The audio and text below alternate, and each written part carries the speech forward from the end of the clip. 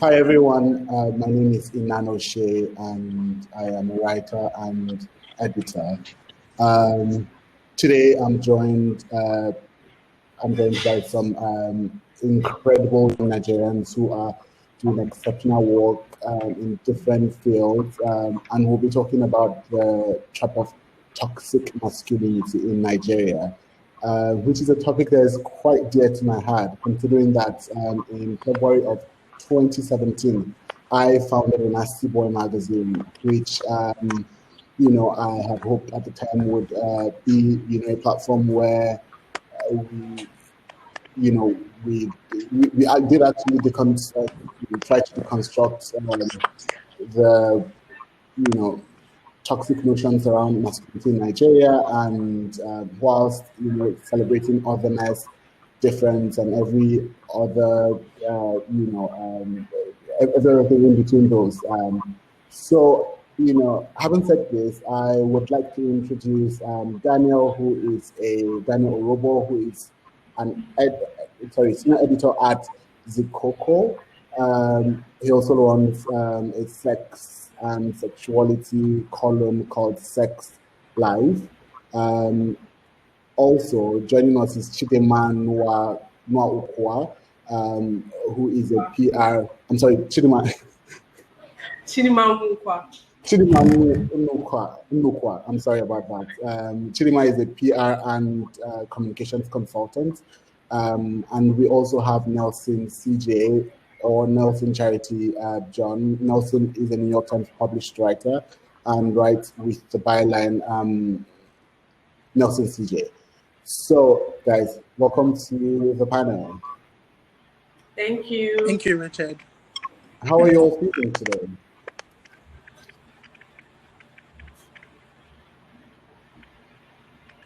Good. Can you hear me? Okay, wonderful. Daniel, how about you? I'm feeling good. I'm ready to go. Wonderful. Chidema? Good? I feel great. Yeah, let's go. Fantastic. So I guess to kick things, I would like to I'm curious to know how does each of you define toxic masculinity, and how are you actively working to dismantle it? Do we just anyone can start? Yes, anyone can start really. Okay, yeah. Toxic masculinity is, I think it's a stilted notion of masculinity that tells men that they need to be robotic in the way they feel, and they need to be excessive in the way they act. It kind of like links masculinity with negative things like anger and hypersexualization. It's just a lot of things being tacked on to what it means to be a man. And what I've been trying to do with my work, it wasn't intentional when I started, but it's kind of just happened where I'm very interested in talking to men and kind of like dismantling what they feel, like what they think masculinity is, and just in the way toxic masculinity has repressed queer men, especially, and even straight men are everybody's just being repressed because they think there's a specific way to be a man, and that's just false. So yeah. Thank you, Daniel. Chidema, do you want to jump in? Yeah. So for me, I think toxic masculinity stems from the fact that people have this weird idea of what it means to be a man. People often tell men how to react or how to feel, or that there are certain emotions that they are not allowed to feel or express just because they are men. And it often has nothing to do with their biological makeup as men. It's just cultural expectations of them, expectations that society places on them in terms of how to behave, how to act, just because they are men. And then for me, how I tend to tackle this, I always like to, because as a PR practitioner, as a PR and communications person, I understand the importance of messaging and crafting the right messaging, especially when it comes to creating campaigns, campaign activities. So I try to make that fine expression in my work.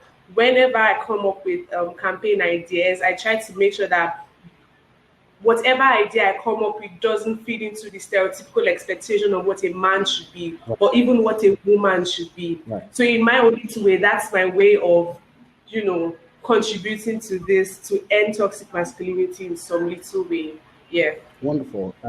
Nelson? Yeah, so I completely agree with what everybody has said. It's just this really stifling idea of what it means to be like a man, oftentimes, and so it crosses over like in a big way into the queer community.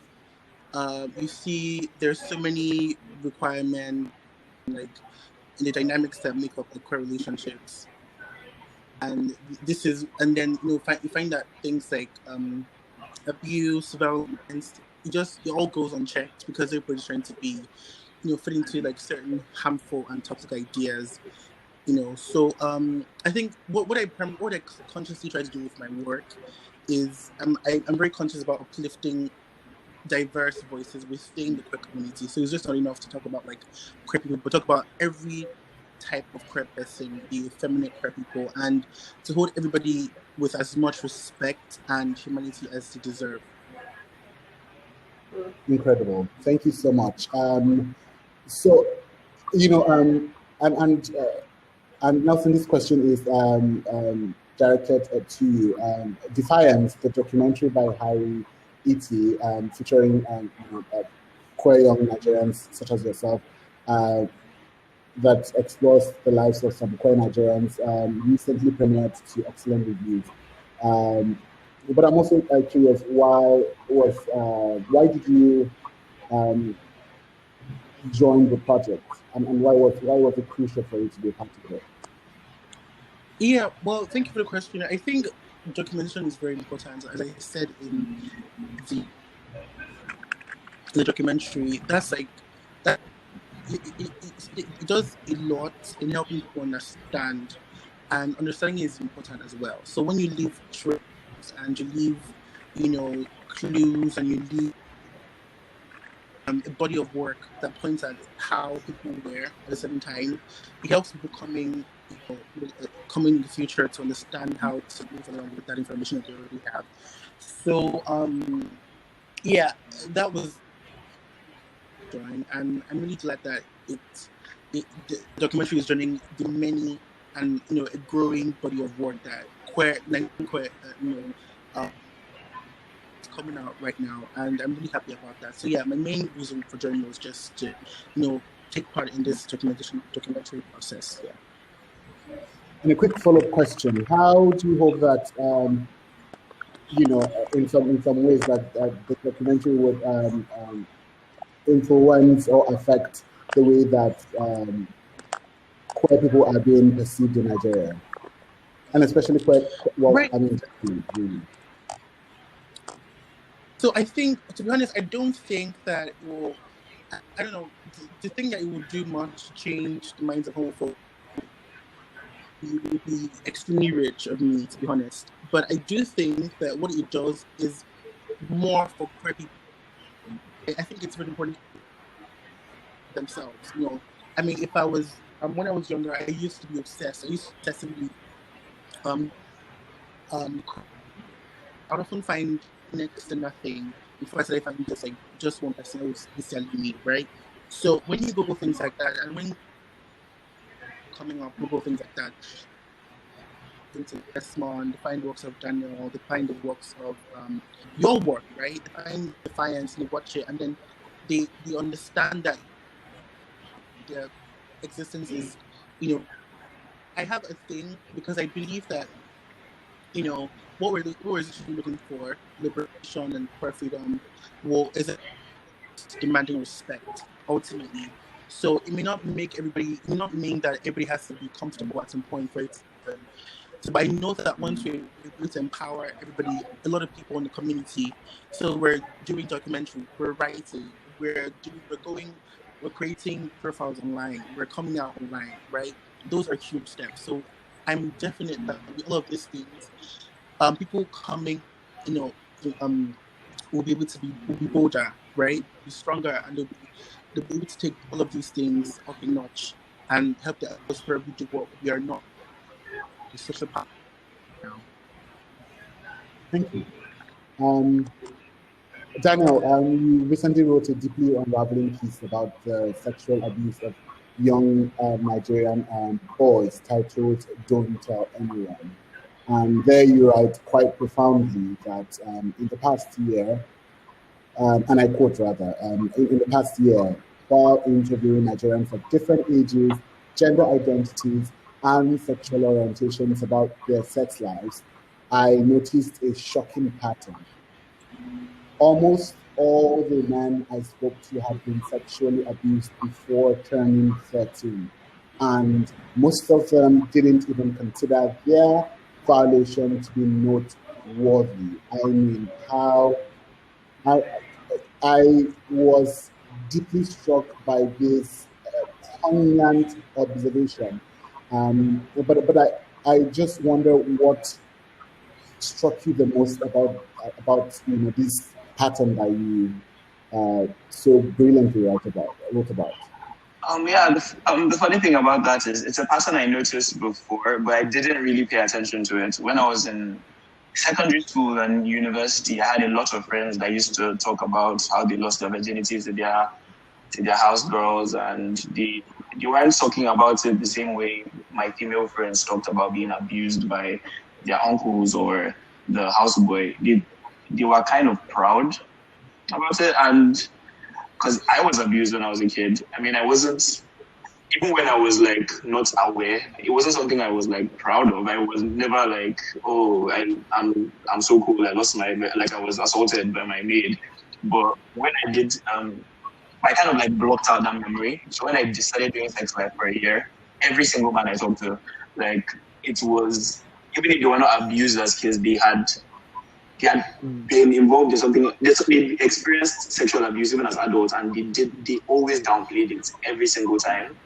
Even from people that were aware, people that knew that it was, they were just like, yeah, I know it's wrong, but like, I mean, it happened a long time ago. It doesn't matter. It didn't affect me. And I think toxic masculinity is actually such a huge factor in that. It's because men are kind of taught that they are supposed to always want sex. Like, as a man, your masculinity is tied to your virility. It's tied to heterosexual conquest. Like, you are chasing as many women as you can bed. That means you're more of a man. So why would a man turn down sex?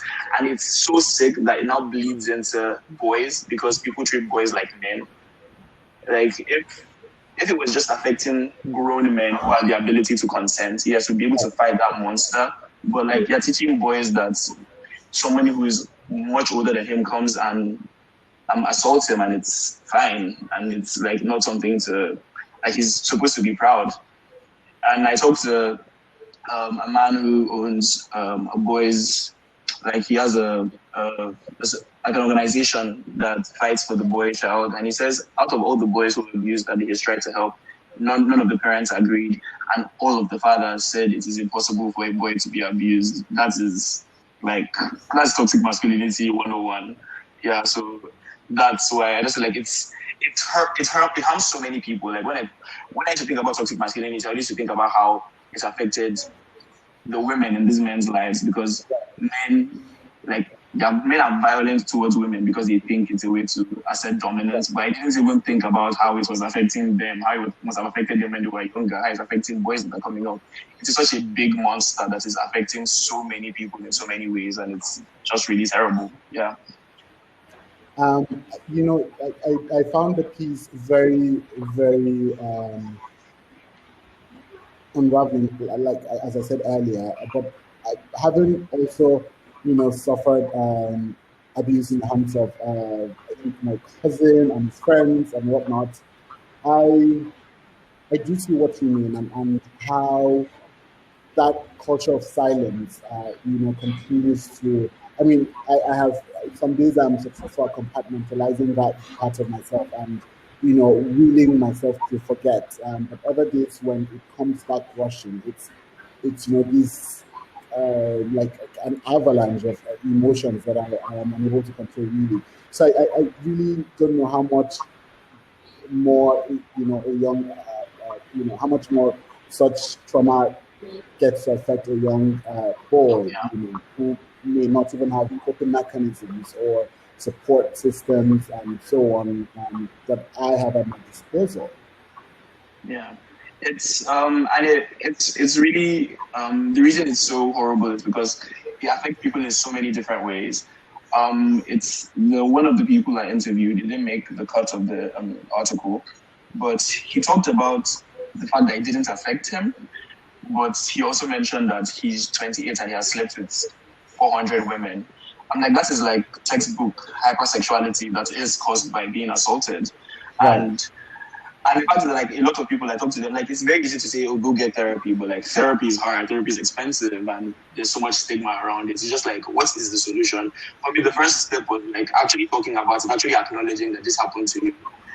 That is the best step because there's so many people that don't accept that this thing that happened to them was a bad thing. Even in the article, when I published it, there were comments that were men saying, I don't think this kind of abuse is bad. So it's just like that is the first hill for us to actually climb. Like people just accepting that yes, men can be abused. I'm happy that the law has actually finally accepted and has written it into law that men can be raped and boys can be raped and abused. That's the first step that the law has actually acknowledged that now it's time for people to acknowledge that it's possible. Yeah. And what's the data? 1 in every 10 Nigerian boy, 1 in every 4 Nigerian girl. Yeah, and I think it's much worse than that because a lot of people don't report abuse, especially when it's done to boys. So I think it's much worse than 1 in 10.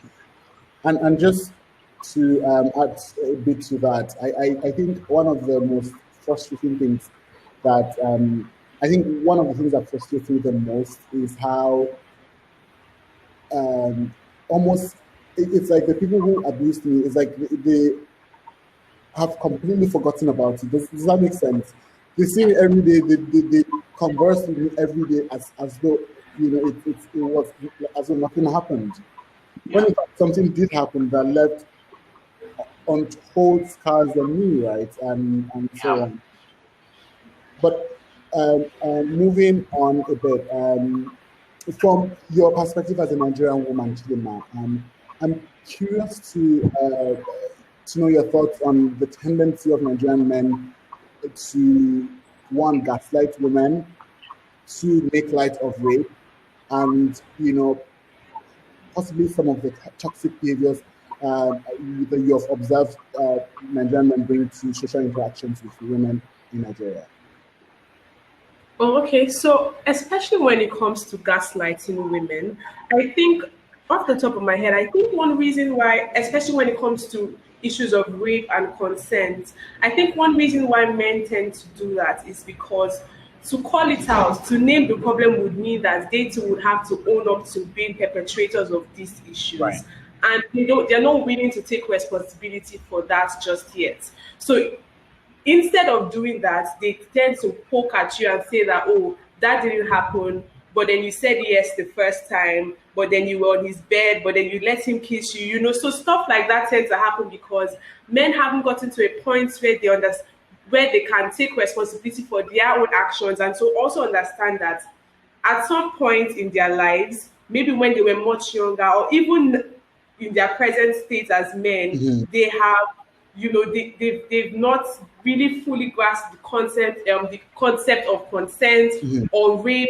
And that also feeds into like what Daniel said. There are so many men who have been abused that don't even count it as abuse. Right. Like it's bragging rights for them that they lost their virginity at such a young age to their older cousin or to a house help or someone who obviously shouldn't have been doing such a thing to them, but because of these sick expectations that society has placed on them, they think it's some sort of bragging right to have had sex at such a young age with someone who is way older. So they don't even know to call that out. They don't even, or maybe they know, but then it's much easier for them to see it as something to be proud of rather than really looking into it and seeing it as what it is, which is really abuse. But when it comes to gaslighting, like you said, I feel like the one way for us to tackle this is for men to understand that they too have a role to play. Even when it comes to toxic masculinity,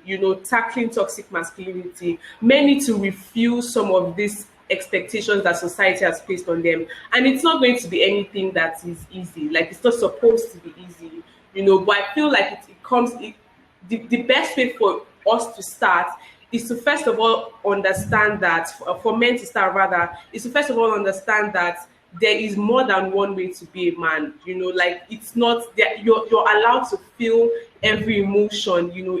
It's available for you to feel them, and then there's no right way for you to be sad or for you to be angry, and you too can cry as well. So men need to come to that understanding that all of these things are okay, regardless of what society says, regardless of what anybody says, regardless of, because it even starts from home. As a child, as a young boy, you can see young boys crying and they're like, oh, man up, or you're not supposed to cry. And that's really sick, because then you grow up and then these things sort of just get stuck, and you start wondering, at what point did I become this man, or at what point did I think that it was okay to act like this? So and even everyone has a role to play. I feel like if everybody takes it as a responsibility to be a safe space for every other person, for the next individual to just exist freely, everything will be a lot easier. You don't have to, when men show certain emotions, you're not supposed to make them feel some type of way about it.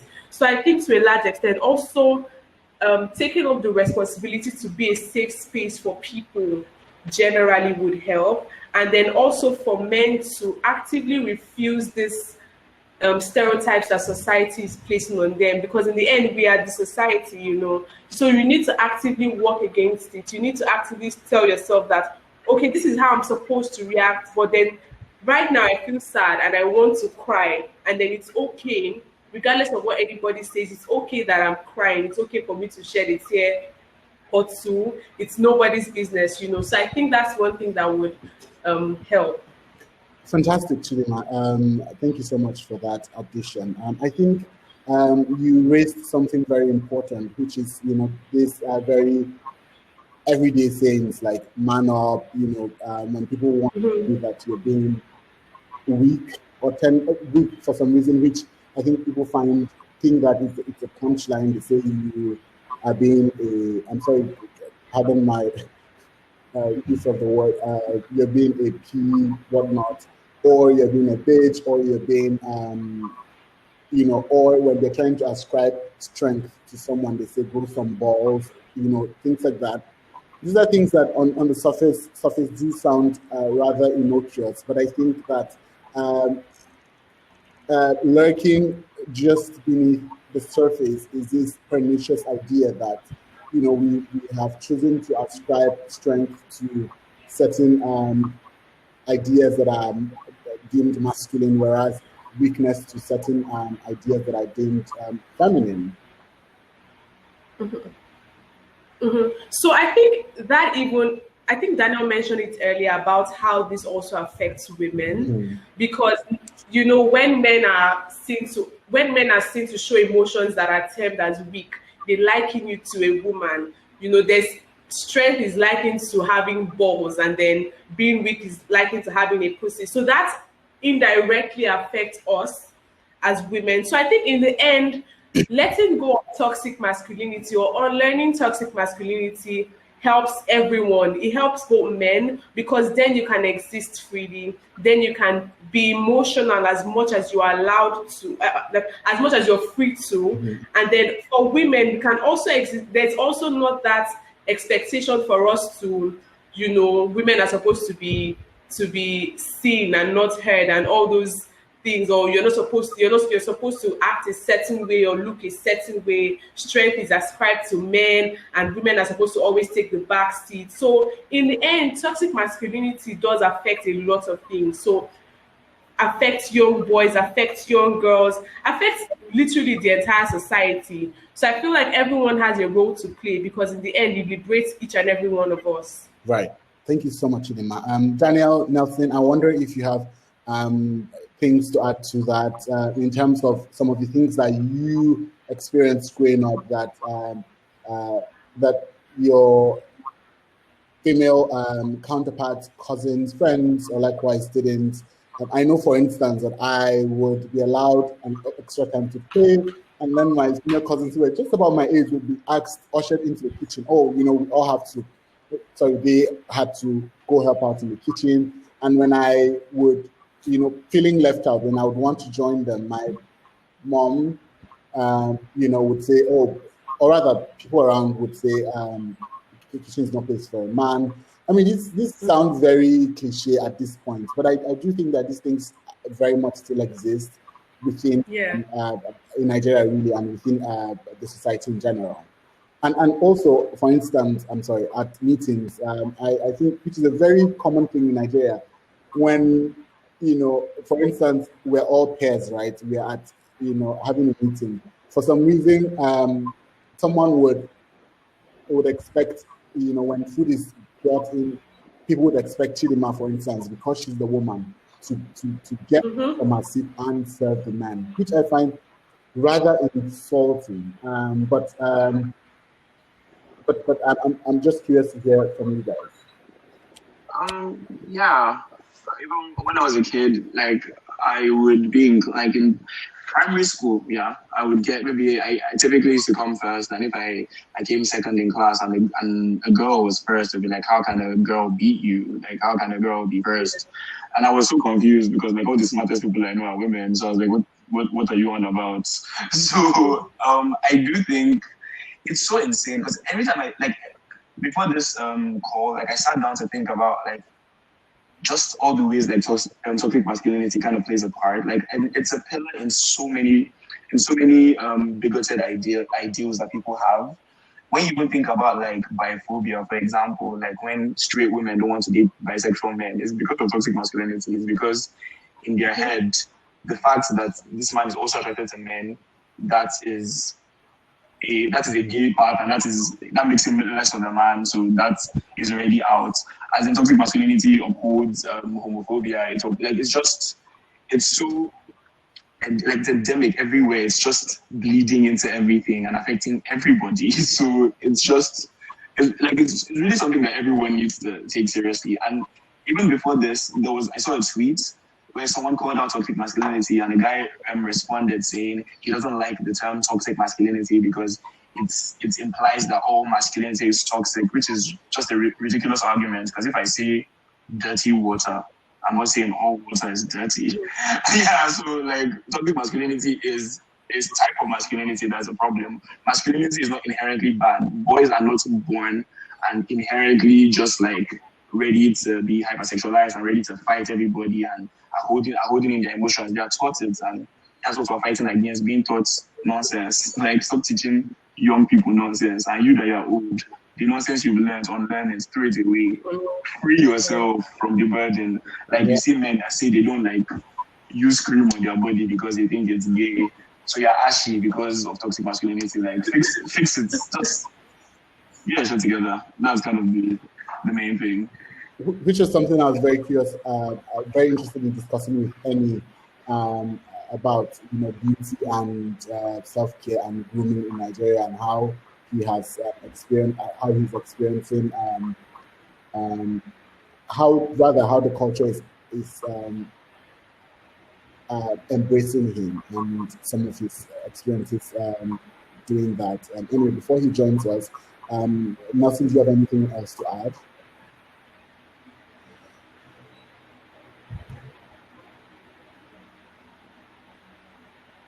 Okay, so we'll move on to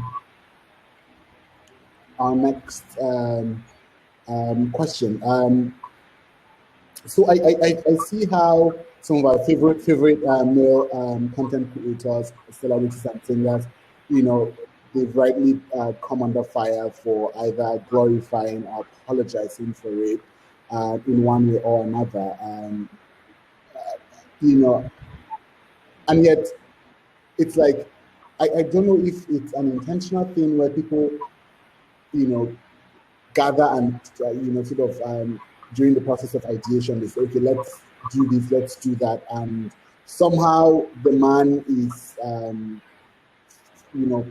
pesters the woman until she surrenders her number somehow the man continues to hound her until she meets up with him. Somehow, when they meet, and if there is, let's say for instance, there was consent the first time. So also, perhaps also, I guess also what I'm getting at is this idea that consent is forever running. That once you've consented once, then you've consented for eternity. And that you cannot, in the start of perhaps an intimate moment, consent, and 1 hour down the line you say, oh no, I'm no longer feeling this, and because you had consented in the beginning. And so you see these very insidiously pernicious ideas that these content creators continue to push to their legions of fans and whatnot. And I wonder how we can continue to hold these people accountable while not becoming a very cannibalistic culture that sort of cancels people, but that we see or sees these opportunities or these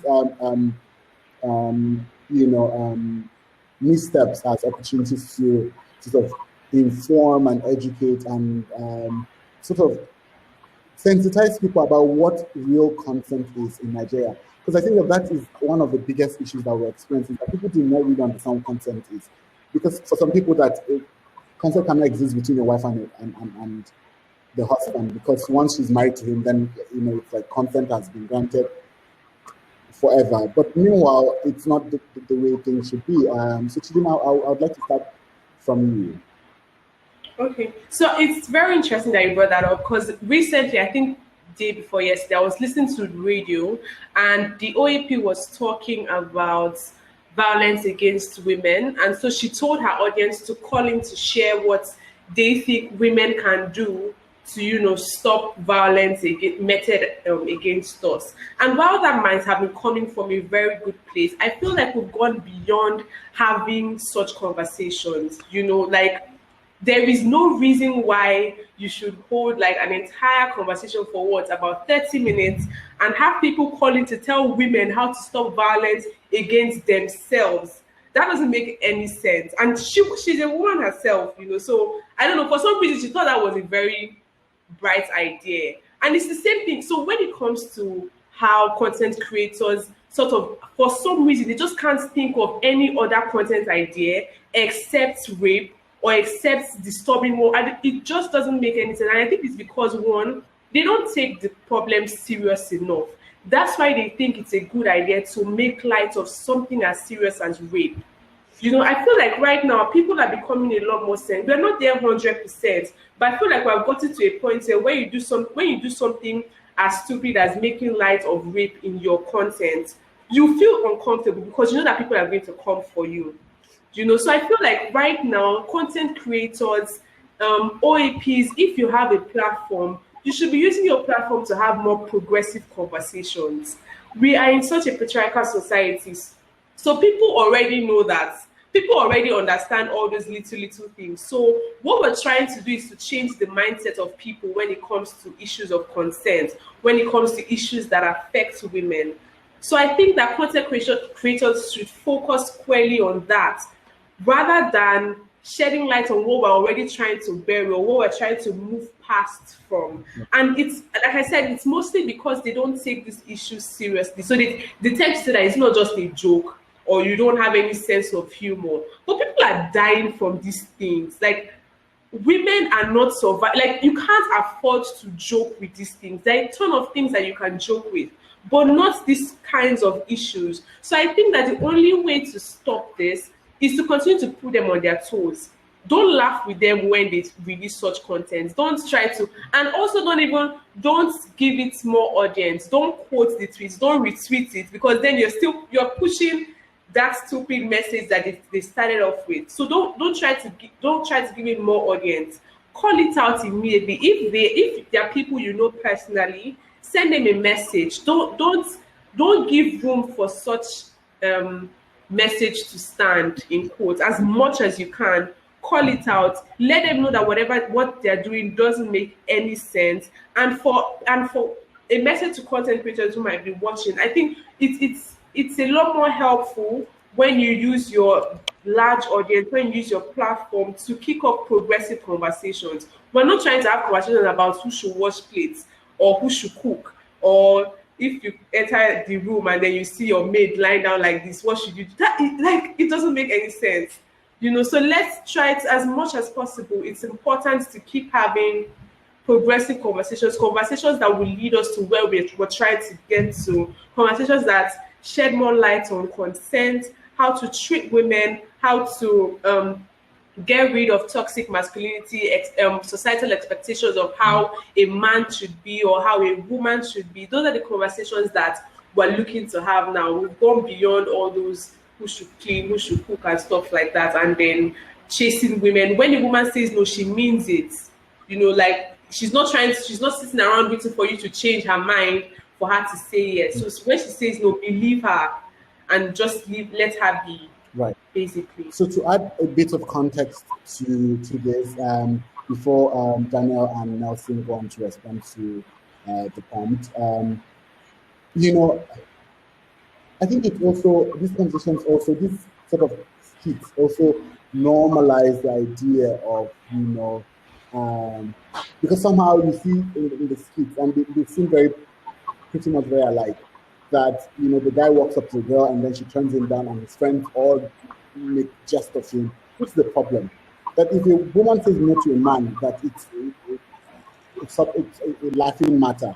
No, but why? And so that idea of shaming that man, I feel like pushes him to extreme lengths just to prove that he can get any woman he wants. He can, and so they exert themselves on people on in unwelcomed manner and so on.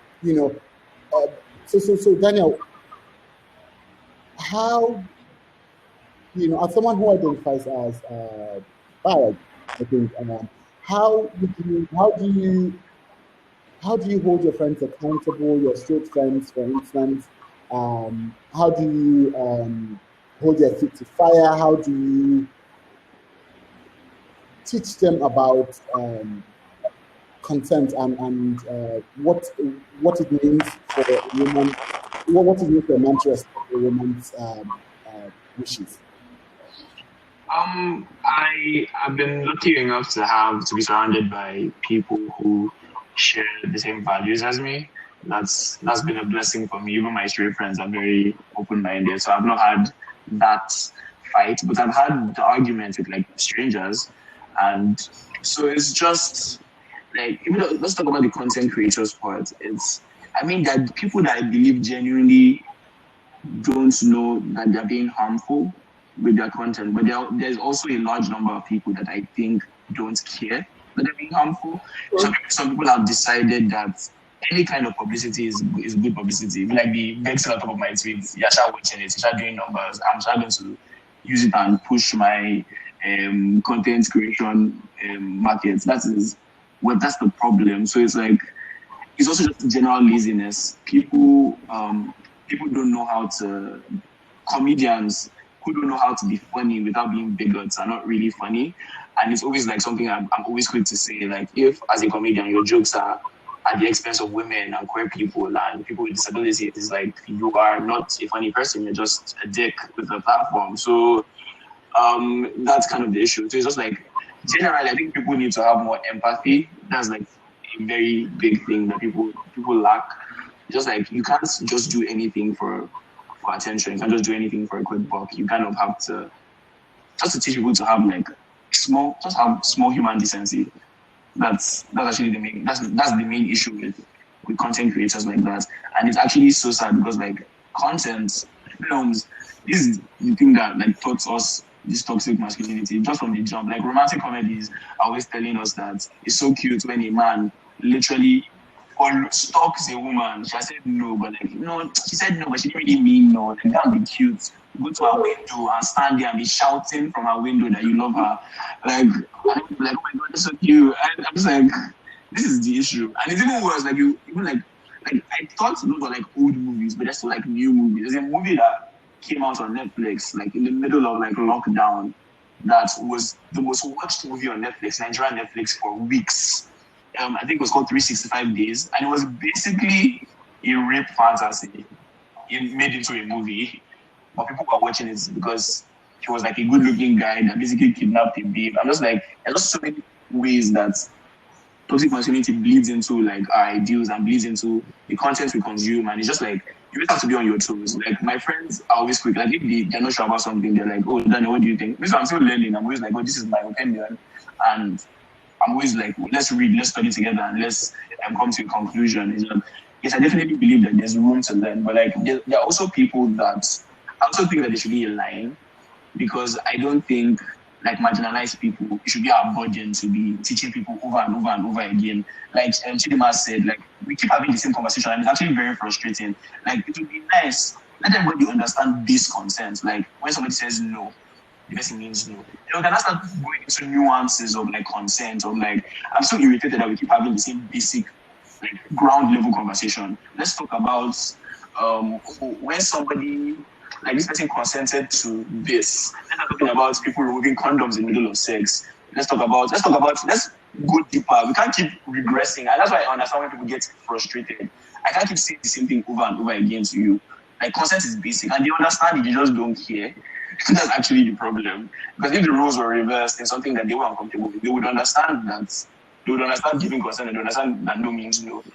But it's just because they don't respect women. That's just the problem. A lot of people are taught to not respect women, and that women don't really know what they're talking about. You know for them. So she said no, but she didn't mean no. So yeah, it's like if you remove the strip women of agency, like they don't know what the fuck they're talking about. Like so that's actually such a big issue. That's one of the things that we need to like fix. So you know this issue of entitlement on the part of Nigerian men. It's like you're entitled to a woman's stand, you're entitled to our audience, you're entitled to our affection, you're entitled to our desire, you know. Exactly. And going back to the masculine space, it's a deeply patriarchal society, and absolutely so it is, because it's like it's a man's world, and so the woman is there as a distraction, she's there as a means to an end, you know, and all these other things.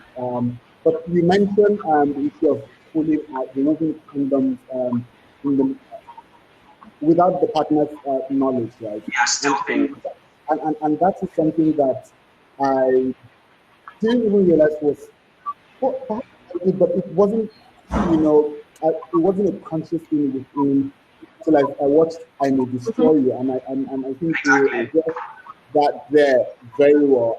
And speaking of how films can help address such issues, Nelson, you recently wrote a review about Citation, the Netflix original film featuring Temi Otedola, where you talked about how movies could be a viable medium for starting conversations around sexual assault. What was it about the movie that spoke to you so deeply, and how do you reckon other filmmakers in Nollywood can thoughtfully go about examining the rampant culture of sexual assault in Nigeria?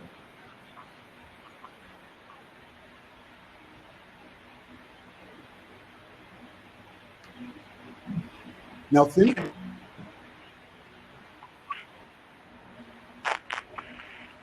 Right.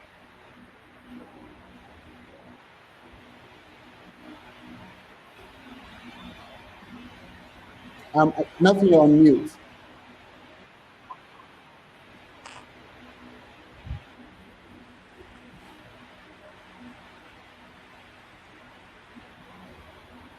Okay, we'll come back to that shortly. Chidima, you wrote a brilliantly excoriating open letter to men in marketing communications, as you did put it, where you admonished them to think outside the constricting box of gender, stereotypes, when telling stories about women in the media and I guess in ads and whatnot. You know, could be something like, and what's it called? One of these detergent ads where the woman does the dishes, does every of chore or whatnot. So can you tell us a bit more about this piece and what moved you to write it?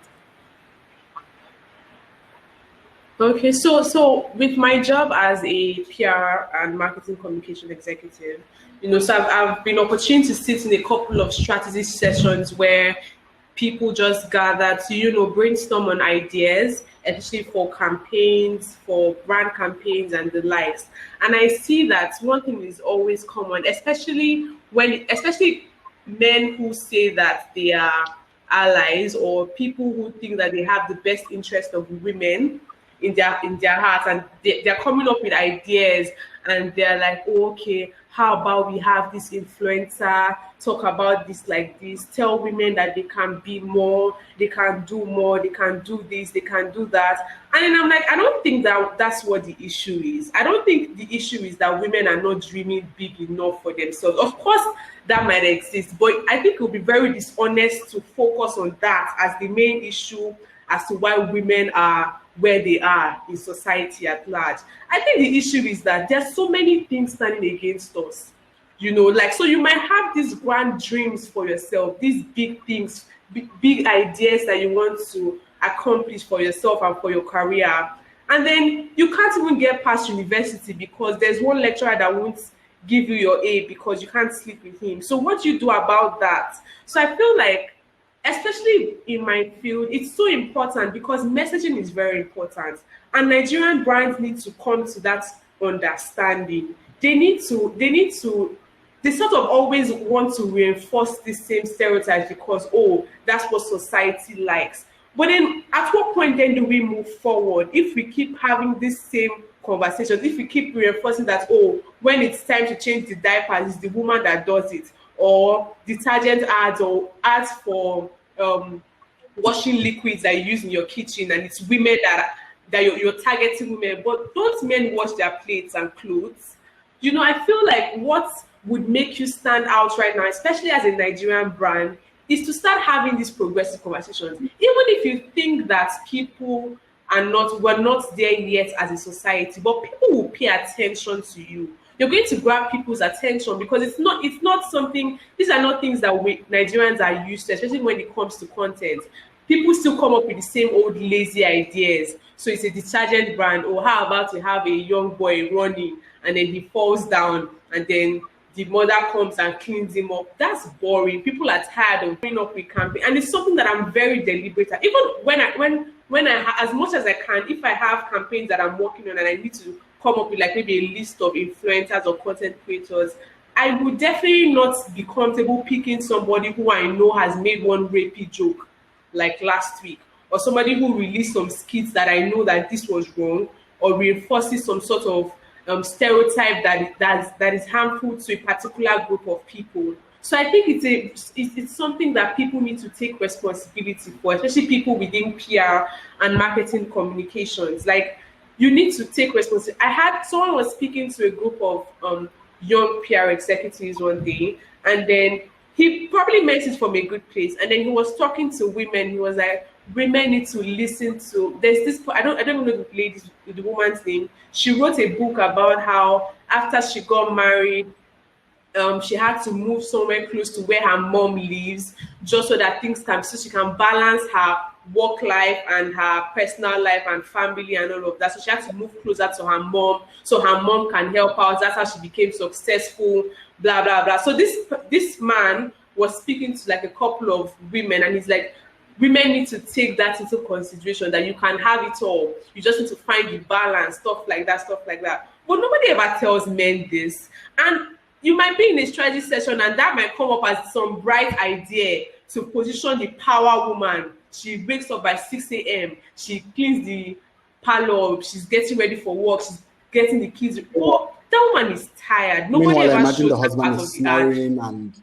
You understand? Nobody ever shows the part of the ad where the woman is tired, because naturally you can't even do all those things and not get tired. So I feel like in the industry where I'm in, it's going to take people taking responsibility for that, to say that, okay, these things no longer exist. Like, there's no woman that is going to wake up by 5 a.m. to be cleaning the house and to be getting the kids ready for school and trying to be a boss at work that would not be tired. So how can I tell this story better in a way that does not reinforce stereotypical expectations of what it means to be a woman in a way that does not make men look, that does not what's it called, absolve men of the responsibility of parenting, of being an active participant in the home.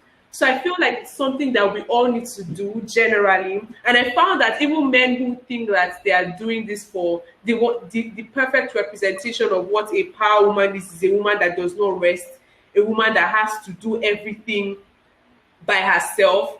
So I think, so the reason why I wrote that specifically to men was because I had seen a pattern, so whenever it's time to come up, or when they say that they're looking for, when a brand comes say that they're looking for a campaign that is targeted at women, or they want to talk about rape or something, there's always a way this conversation sort of go, and I find that it's very problematic. So generally, people just need to do better and to know better, and to do that, men need to start paying attention. Listen, it's not possible. And then I always find that usually when, especially during strategy sessions that involve things, crafting messaging for women, and then there's only one woman there, or it's just made up of just men, you're going to fail. Because no matter how many girlfriends you think you've had in your life, or how many sisters you have, you can't know more than the woman who is living the experience as a woman in Nigeria. So as much as you can, listen to other women, have them in your session, so that you can know that idea that you're about to say a power woman is this kind of, they will tell you that they're tired of it, and it doesn't make sense to them. So it comes back to, because in the end you can't even make any powerful campaign if you're not considering the people that you're trying to speak to. And how do you consider them? It's by having conversations with them. It's by trying to understand how they think, how they reason, how they feel about certain things. And you can only do that if you speak to them, if you have them in the room when you're making decisions that concern them, and also have them represented on the table where these decisions are being made generally. So I think that's really what inspired me to write that particular Thank you so much, piece. Lina. That's very, very, very brilliant. Daniel, I wonder if you identify as a feminist. Yes. Well, I mean, okay, so what do you think? And we'll go back to Chidima to add to this. What do you think are some of the the most sense? I'm short for words. What are the misconceptions really that hinder the progress of sort of propagating or advancing feminism within Nigeria? And also why I see how a lot of women also shrug at the idea of self-identifying as feminist. So I can only imagine for a Nigerian man to do so. I can imagine the side eyes that must bring. I mean, I already know the reason most men that aren't even, let's even take away the word and just talk about like supporting equal rights for women. There are lots of men, even people always act like it's the word that turns people off. No, it's actually supporting equal rights for women that turns people off. You can call the word anything, they would hate it. And that's the fact. So it's just like men. Yes, we know that patriarchy affects men, but it's clearly not affecting them hard enough for them to want to fight it. Because yes, it affects you in a certain way, and yes, men complain all the time about being thought of as a sole breadwinner. But like, men would be out on the streets fighting feminism with women if they thought it affected them the way patriarchy affects women. But it doesn't, and that's why they don't send. So it's not a case of them like not understanding. It's like, okay, this structure doesn't work. Like this structure is harming me, but it is also benefiting me, and it's clearly harming this person more. So I mean, if I fix it, God knows what will happen. Like maybe if I decide that women should get paid equally, does that mean my salary will reduce? It's just like selfish thoughts like that. If you're an empathetic person, then of course you would want everyone to be treated fairly. Like it's just the most basic thing. And that's the main issue. It's actually selfishness that's causing people to not want to fight for other people. Even during the NSAS process, it's like when Nigerian men on Twitter were like, "Oh, Femco, yes." When the thing first started, like, "Femco, yes, you are doing it, and the real feminists." They were only saying that because Femco was serving men. Like that's why they thought they were real feminists. Immediately Femco said, oh, we also support queer people." They're like, "Hey, what is that? We don't get that." So it's like this selfishness. There's also like, if you leave a Nigerian man to define what's real feminism for you, he's going to define it as labor, just more labor. That power woman that cooks, but it's also there for her man, but also washes his pants before he sleeps. That is just it's very stressful. Yeah. Chidima did bring up something that I had never even considered in this conversation about a power woman. This idea that she's this tireless person that goes on and on and on and on like a machine, 247, and how dangerous that idea is really. It's something that I've always wondered about this idea that the person should be that we expect we demand perfection from a person in the home front as well as in the work front, but never really in that very basic way that really sort of unravels the danger in that idea. So I think that's a brilliant, contribution that I honestly did not think about. Yes, Chidima, so yes, same question there as a feminist, and I have heard some Nigerian women argue that, I'm a womanist, I am and I think it was, there are these words that but not feminism, and also how I think for them the idea of wanting equality means that they will not find men to marry, or that men will not marry them, or something. I don't know, but Exactly. what do you think? What do you think are some of the greatest misconceptions surrounding this very noble cause, I must say?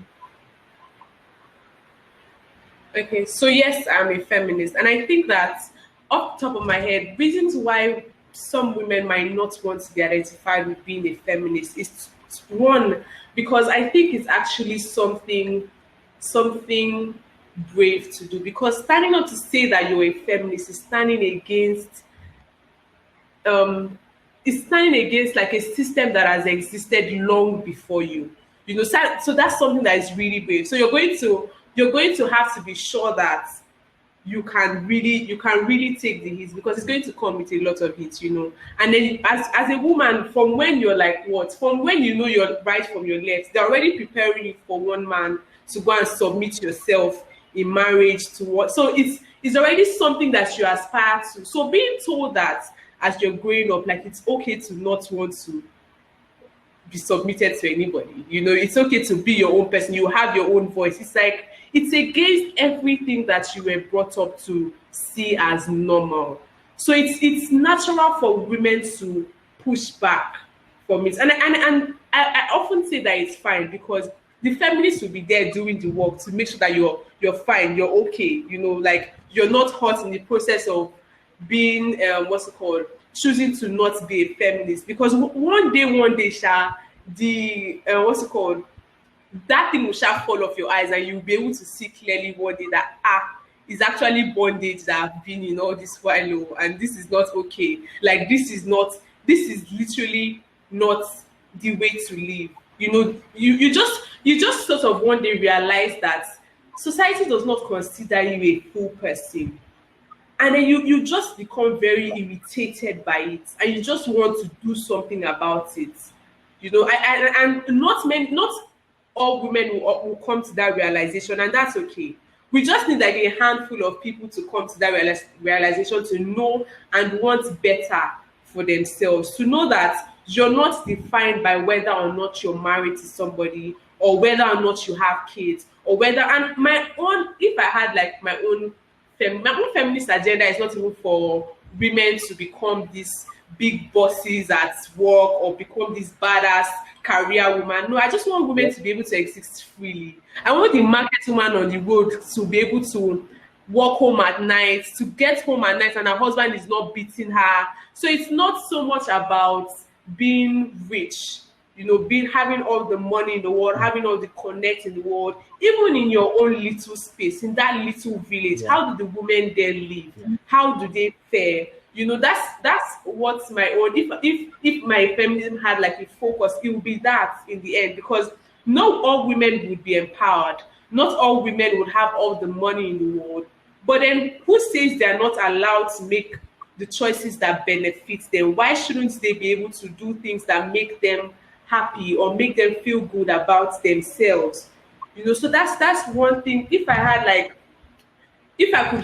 like some magic wand or something, that's my wish for every woman, to just be able to exist freely, to walk around in the night and not be afraid that some man is going to hound you, or you can. There are times when I'm walking home, maybe from work or something, and then I have to circle around my house. Why? Because there's a man following me, maybe disturbing me for my number or disturbing me for something. So it's just that general feeling of being angry, like, why is this the case? And if you say no, they start saying, oh, you are ugly, you will not get married, you will not do this, who is going to do? So you never run out of reasons to be upset as a woman. So it's bound to push you to become a feminist, to be honest, because like you turn here, there's one reason why something is not working, just because of your gender, just because of the way you, like, something you cannot change. And I think that's crazy. So to be honest, for people who do not identify as feminists, I understand it, to be fair. Like, it's something that I understand, especially when you've been brought up in a society that has told you that this is how to be a woman. A woman must sit like this. A woman must aspire to marriage. You cannot want too much for yourself. If not, you're going to chase men away, blah, blah, blah. So it takes a deliberate effort for you to unlearn that, especially when everything around you is telling you otherwise. Like Daniel said, movies are reinforcing these stereotypes. Your parents at home are reinforcing it. You go out on the street, literally everywhere, everything around you does not tell you that you have a voice of your own, or that you're your own person. So I think it's not. So I'm always very patient with women who don't identify as feminists, because I don't know anybody who was literally born a feminist. Like it took a while for you to realize that, oh, this is not right. How can I do something about it, or what can I do about it in my own little Thank you way? so much, Chidinma. And I know we're pushing against time, but on a final note, talking about systems that do not serve us, talking about conditioning and how we unlearn, toxic ideas and whatnot. I wonder, how has your conditioning of, toxic masculinity in Nigeria impacted your love life or sex life or dating and whatnot? I know personally that I have a very particular idea. Like, my idea, I am very accepting of everyone. But if I'm being honest with you, it's that, when it comes to who I date, right, it's like a living, breathing toxic man. Which I'm embarrassed to admit to you, but Daniel, what does that look like for you in terms of the partners you look out for? Are you too? Are you somehow are your choices in sexual partner, in sexual or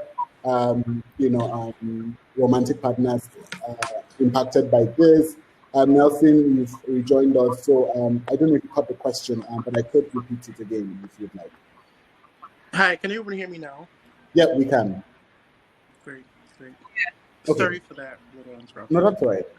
So we'll start with Daniel, who, by the way, again, runs a sex column.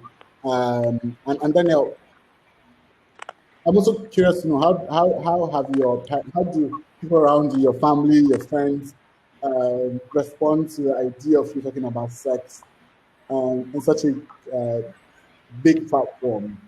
I think they're mostly fine. I mean, the only thing is that everybody wants to talk to me about sex now. So, like, I just realized that random conversations turn sexual very quickly with even my friends and strangers. Immediately they meet me, I'm like, oh, you're the people. Oh, my sex life is that. Just like, okay, cool. But yeah, I mean, I think the reason people are not that dramatic about it, because sex life isn't actually really fully about sex. There is like the nuances of like people going up and like it's not like I'm writing erotica, so they are not as like they're not really don't.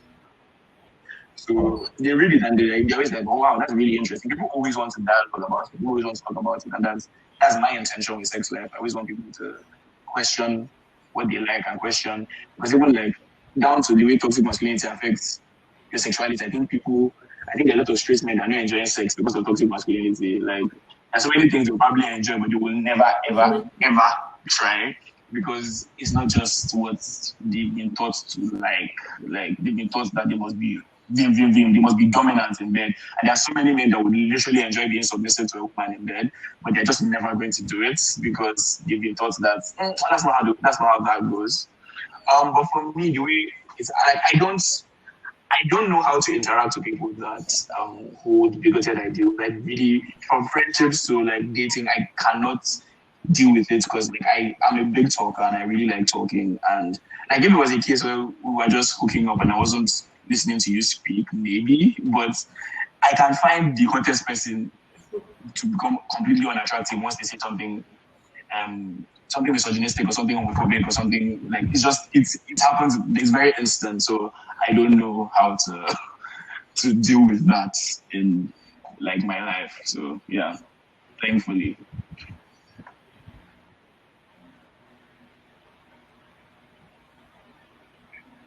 Richard, I think you're You can't hear you. So I said thank you for that, Daniel. Chidima, I'm sorry. Chidima. So for me, I think one thing that I had to unlearn was I always tried to go for men who I felt who looked masculine, like looked a certain way because it kind of made me feel protected. Like maybe if trouble was coming, I felt like they could fight, you know.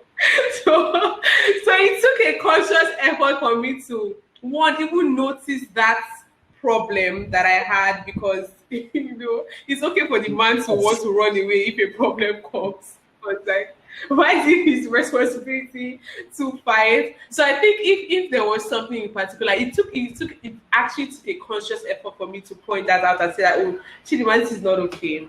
Like you have to work on this. So yes, I think that's one aspect that I know that I was very Guys, somehow. we're doing real work of like introspection here, and it takes a great deal of self-awareness and also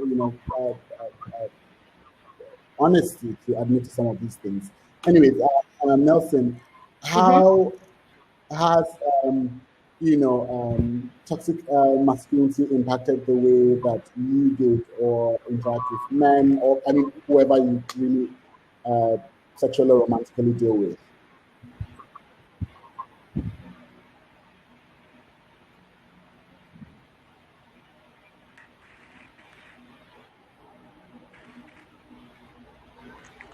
Nelson, did you get the question?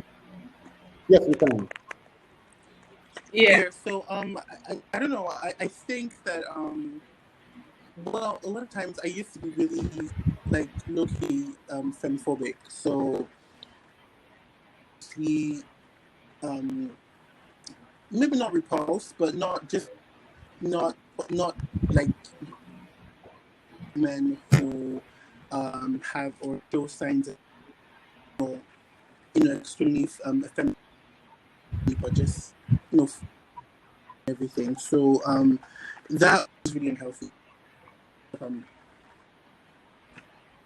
like really unhealthy and important to construct. And it also boils down to the idea of like attraction and questioning how attraction works. People are often like, "Oh, I'm not attracted to fat people," but they've never asked themselves why they're not attracted to fat people, and it's like but oftentimes it boils down to this idea that having like sleeping with a fat person is societally just like belittling. It's not nice. It's not healthy. It's just like they're unattractive. Even when you somehow find them attractive, it doesn't work well for uptake in the sites.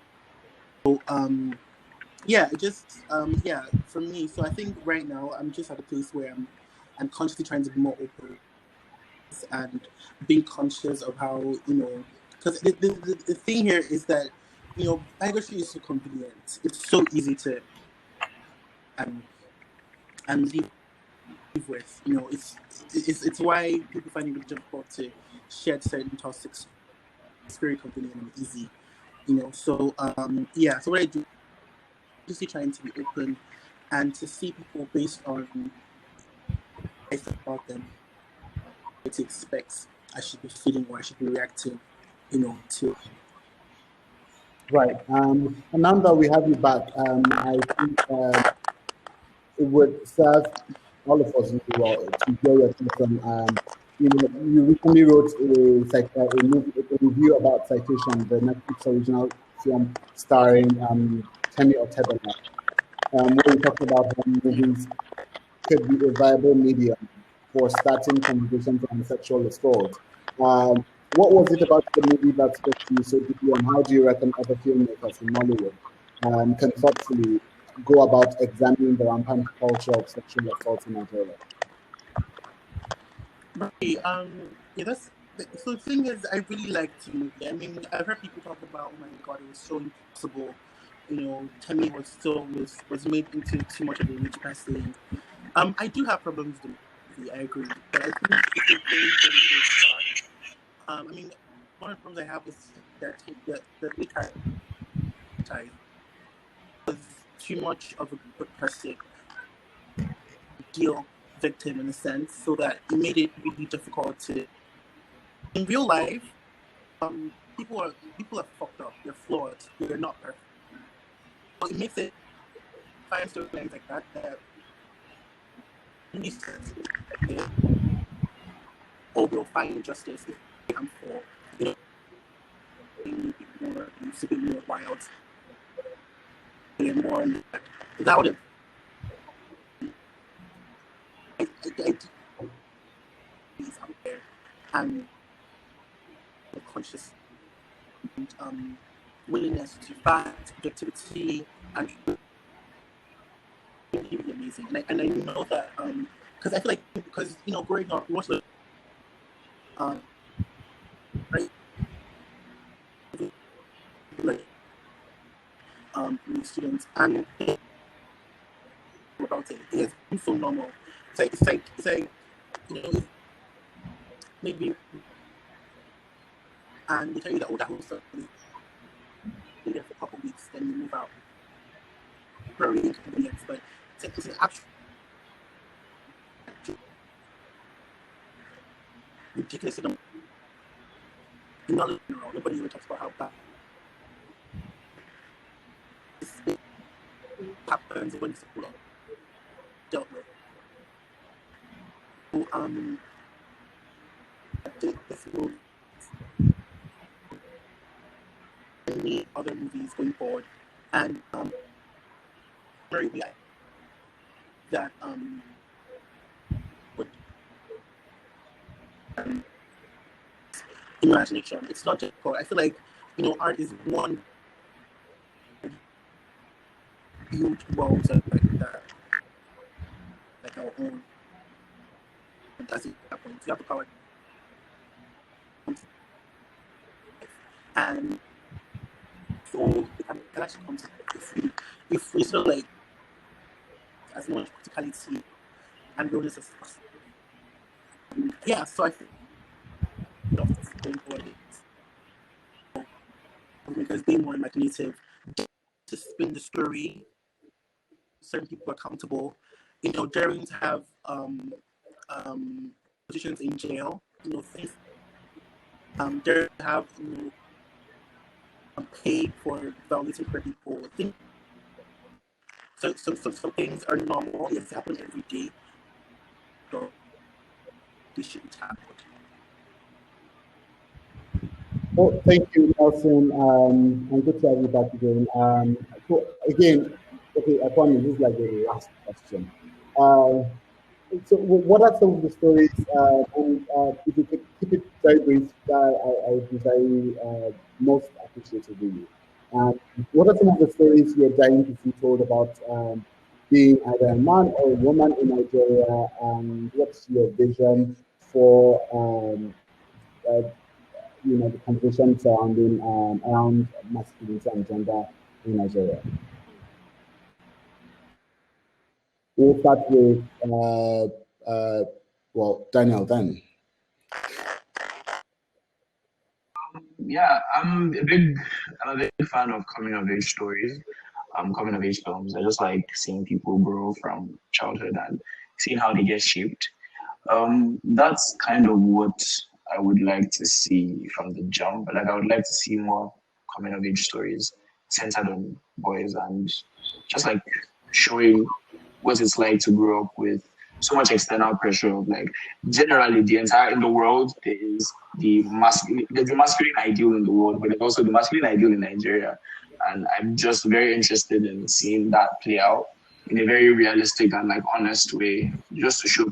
I think people learn better when film is just such a powerful medium for teaching, and people learn and stories generally. That's kind of why I like doing sex life, because you can talk about something, but unless you put like a human to it and show that there's a real person going through this thing, like people don't seem to get it.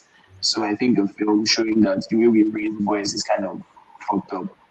That would be ideal for me. Yeah. Beautiful. Chidima, did you catch a question? No, I did not. Please go. Okay. So the question is,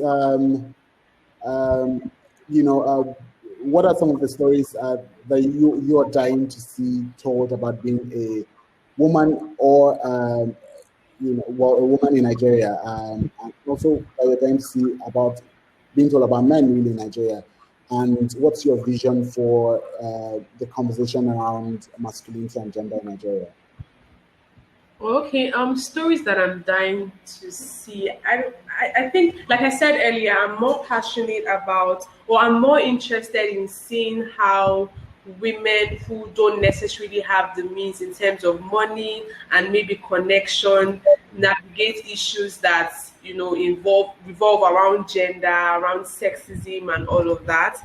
Because for me, that's my own feminist agenda, for such women to still exist freely, because I understand that not all of us will be able to who can be financially empowered to, have some big business or something. And while money is important, because I know that not many people can have enough of it to be able to to be able to buy the power to make certain choices, how then do they navigate life? How then do they live and exist freely? So those are the kinds of stories that I would like to hear. And also as regards gender and as regards how Nigerians approach gender in general, I want, from my own perspective, in my own industry, like I said earlier, I think it's going to start by understanding for PR people in general, people in marketing communications, to understand the concept of gender, the concept of sexism,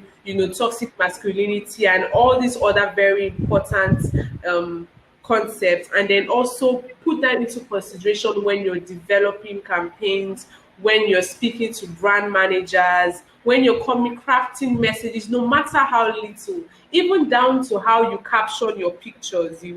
If your brand does something, down to how you caption it, down to how you suggest people who should be on certain panels. Are your panels made up of just men? Are your panels made up of just certain kinds of people? So those are things that I want people to be more concerned about, to take into consideration a lot more, because I've seen that people tend to look at it as, oh, it's just a panel. We can just put a panel of 4 men and no woman there. That doesn't make any sense. So all of those things are things that I want people to be a lot more considerate about generally.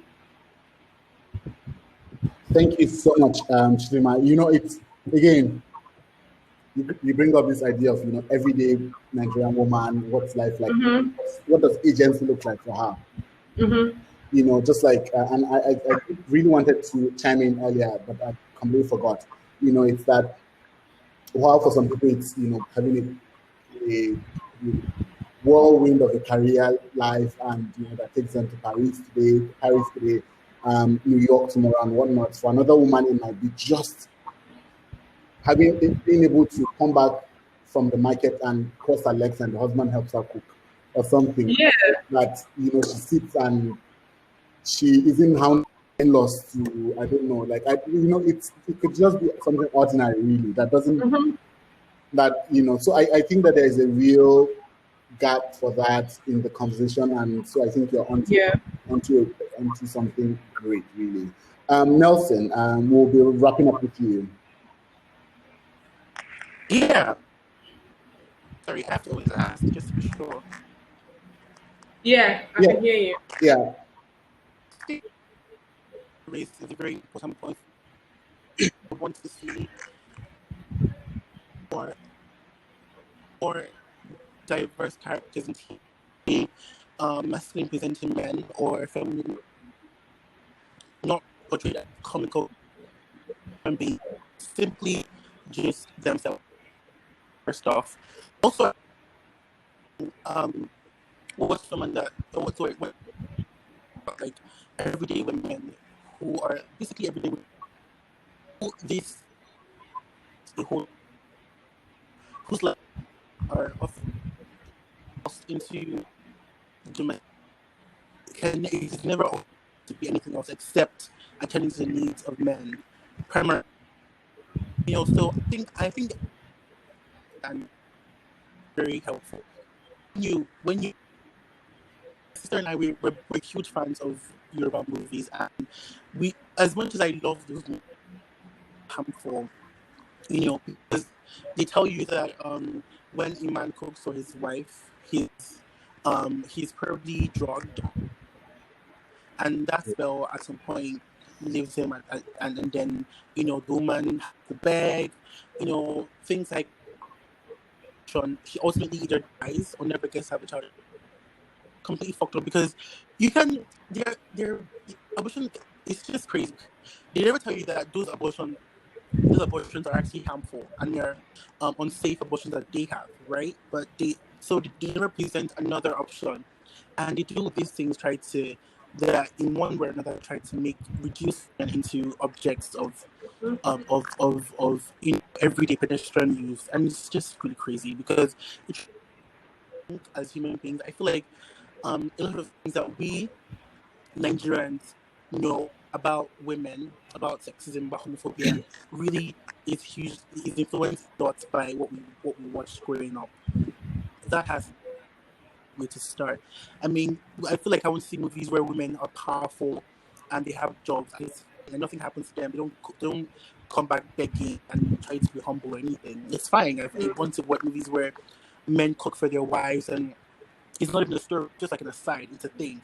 You know, that would really, really help young now. But I feel like it would help a lot of young people coming up to see, oh, this is even if I don't see this happening in real time in my house, these are other possibilities, these are other ways of being, and that's really important. If people have alternatives of being, that's a helpful way to start to, you know, imagine their lives also.